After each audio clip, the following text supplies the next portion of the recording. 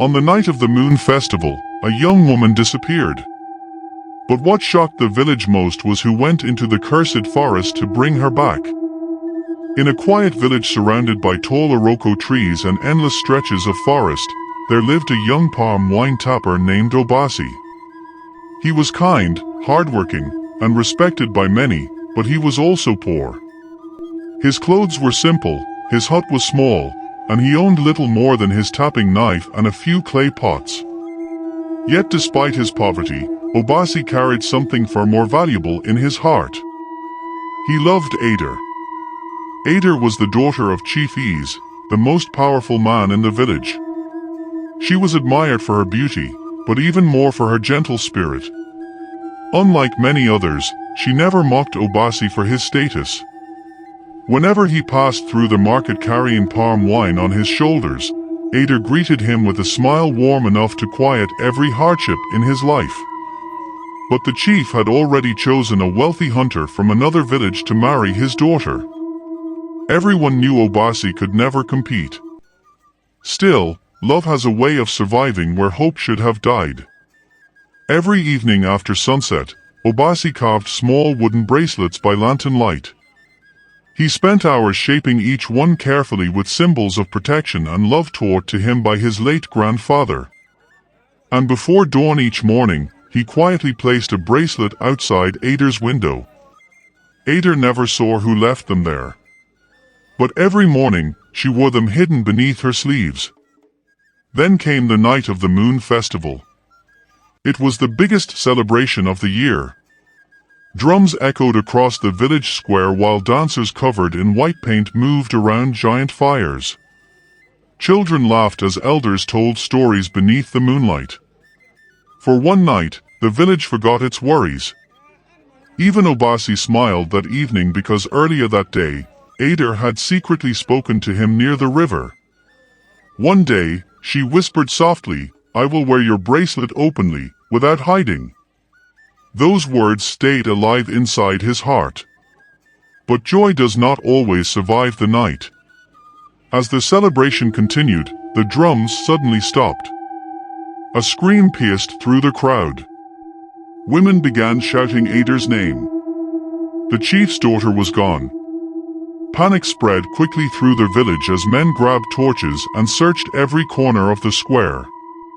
Mothers pulled their children close while elders whispered fearful prayers. Then someone discovered something near the forest path. One of Adair's wooden bracelets. Broken. The moment the elders saw it, fear entered their eyes. Because the forest beyond the village was forbidden after dark. People believed ancient spirits lived there. Hunters claimed strange whispers moved between the trees at night.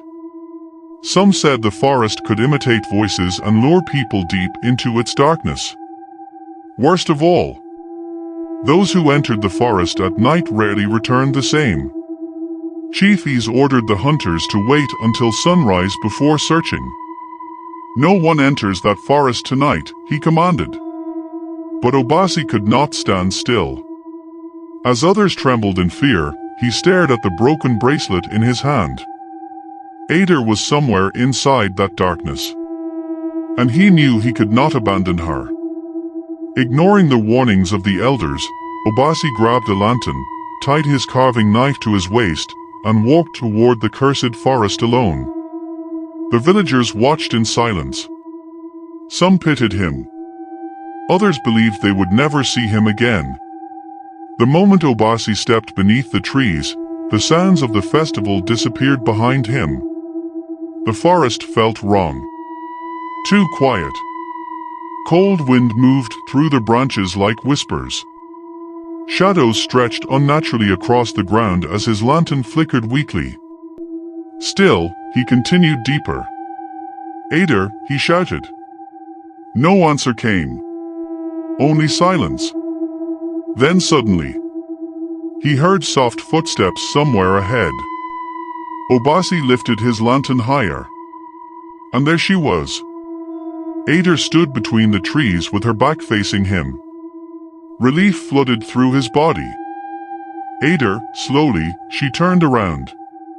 Obasi's breath caught in his throat. Her eyes were completely white. Her face was pale and emotionless. She looked like someone trapped between this world and another. Obasi stepped back in fear. "Ader, what happened to you?" Then Ader spoke softly. "You should not have come here." The wind suddenly grew stronger. Branches creaked violently above them. And from the darkness behind her, something moved. Huge. Slow. Watching. Obasi tightened his grip on the lantern as fear spread through every part of his body.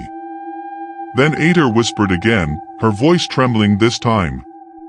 "Run!" At that exact moment, two glowing eyes appeared behind the trees. The lantern slipped from Obasi's hand and crashed onto the ground, its flame dying instantly. Darkness swallowed the forest. Obasi grabbed Ader's hand and ran. Behind them, heavy footsteps shook the earth. Strange whispers surrounded them from every direction while trees groaned like living things. Ader cried out as shadows moved unnaturally around them. Obasi could barely breathe, but he refused to let go of her hand. They ran blindly through the darkness until suddenly Ader stumbled and collapsed near the forest entrance. Village torches appeared ahead. The search party had finally arrived. Men rushed forward and carried Ader away from the forest. But when they looked for Obasi, he was gone. Only his carving knife remained on the ground beside the trees. The villagers searched for days. Nothing was found. No footprints. No body. No trace of him. Ader survived, but she was never the same again. She stopped speaking for many months and spent most evenings staring silently toward the forest. But every moon festival night, something strange began to happen.